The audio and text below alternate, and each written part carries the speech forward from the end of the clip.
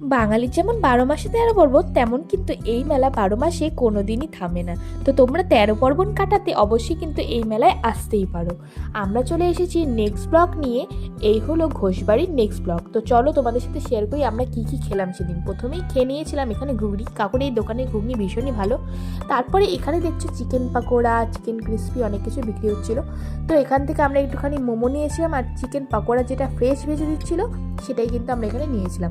তো আমরা এখানে বসে বসে খাচ্ছি, খেয়ে দিয়ে নিয়ে এবার কিন্তু প্রচুর আড্ডার পরে সন্ধ্যা লেগে গেছিলো। তো আমরা ভেবেছিলাম একটু বাদবাকি যেগুলো ঘুরে দেখা হয়নি সেগুলো কিন্তু আমরা একটু ঘুরে দেখে নিই। তো দেখো এখানে ছোট ছোট কুটিরের মতো করা আছে, যেখানে কিন্তু তোমরা বুকিং থাকতে পারো। ভীষণই সুন্দর জায়গা। এখানে কিন্তু অনেকে এই সময় পিকনিক করতে আসে, আর আমরা যখন গেছিলাম সেখানে কিন্তু চারিদিকে শুধু পিকনিকের সমাহার ছিল। দেখো এখানে কি সুন্দর বসার জায়গা ছিল, আর বোটিংয়েরও ব্যবস্থা ছিল। আর এখানে দেখো ফুলের গাছ টাছ পেরিয়ে আমরা এবার সোজা চলে গেলাম গ্রোসারি মার্কেটের ভেতরে। এখানে তোমরা দৈনন্দিন জীবনের ব্যবহারের জন্য সব কিছুই পেয়ে যাবে।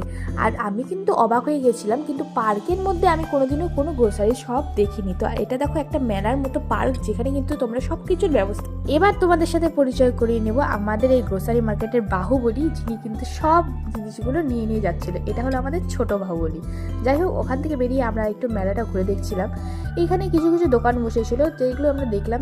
বেরিয়ে যাচ্ছিলাম আমরা মেলা থেকে বাইরের পথে, আর যেতে যেতে নাগরদোলনাটা দেখেছো কত সুন্দর লাগছিল। আর এখানে কিন্তু এই গেমটা এখানে বাচ্চাদের জন্য করা হয়েছিল, যেটা কিন্তু এই 3D গেম, যেটা তোমরা চোখের মধ্যে লাগিয়ে দিয়ে এই তোমরা কিন্তু এখানে ফিল করতে পারবে।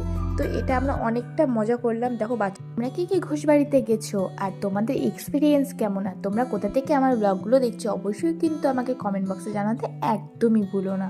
তারপরে দেখো আমরা বেরিয়ে যেতে যেতে এখানে দেখছিলাম কিছু হোমমেড চকলেট অ্যান্ড হোমমেড কেকসের কাপ কেকসের দোকান। ওখান থেকে কিছু জিনিস কেনার পরে আমরা চলে গেছিলাম রাজবাড়ির ভেতরে, যেটা কিন্তু ভীষণই সুন্দর ছিল। দেখো এই যে ভেতরে এসে তোমাদেরকে দেখিয়ে দিই, আমরা এখন যাচ্ছি উপরের পথে। আর উপর থেকে দেখো আমার বরকে দেখতে পাচ্ছিল, একটু হাই করছিল। তো উপরে এবার যাচ্ছি, তো যেতে যেতে দেখো চারিদিকটা কত সুন্দর, একদম মনে হচ্ছে যে কোনো পুরোনো দিনের কোথাও চলে এসেছি। আমার এই ধরনের প্লেস ভীষণই ভালো লাগে। তোমাদের ভিডিওটা কেমন লাগলো জানিও। আমার চ্যানেলটাকে সাবস্ক্রাইব